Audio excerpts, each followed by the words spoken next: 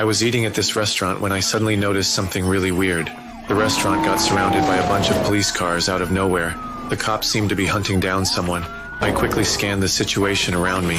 There was just an elderly couple and 2 kids playing in the restaurant.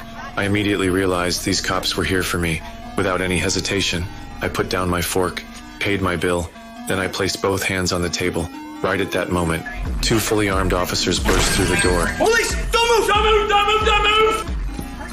You're gonna slide out from behind that booth, nice and slow. Do it now! They had no idea I was actually a retired major. I could have easily taken them out, but I chose to stay quiet. I cooperated and raised my hands.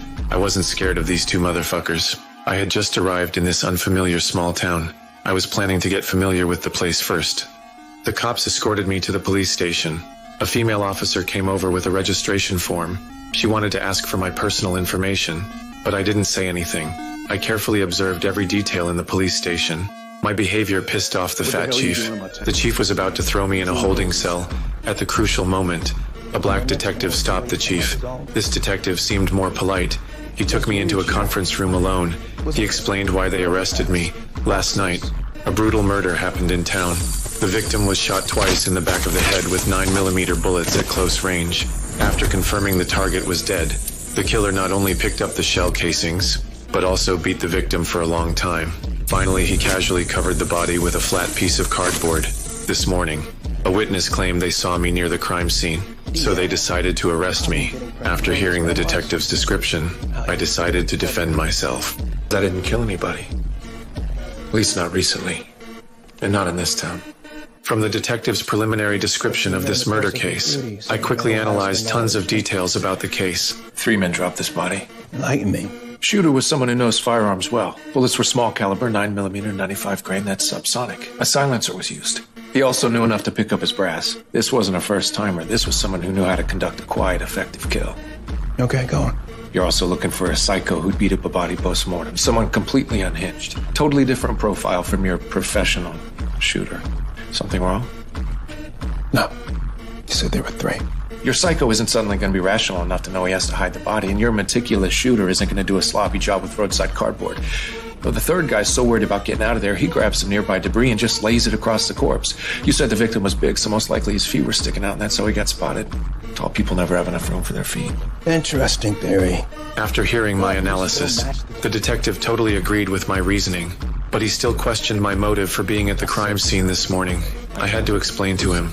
I just happened to get off at the nearby bus station. I'm from out of town. The reason I came to this small town was to pay respects to a blind blues singer. The police only found a toothbrush on me, a French war medal, and $200. My belongings were pretty basic. I traveled 900 kilometers to mourn the deceased. He thought I might be lying. Therefore, until they found key evidence, they decided to detain me temporarily. Later, the female officer looked up my personal file. After seeing my real background, they were all shocked. West Point graduate, Silver Star. Defense Superior Service Medal, Legion of Merit, Soldier's Medal, Army Commendation Medal, Bronze Star, a second Silver Star, and a Purple Heart. That wasn't even all of it. I had also served as military police for a while. My record during service was pretty terrifying, too. Want to hear his MP numbers? No. Over 150 closed cases, all successful prosecutions, more than 20 fugitives captured.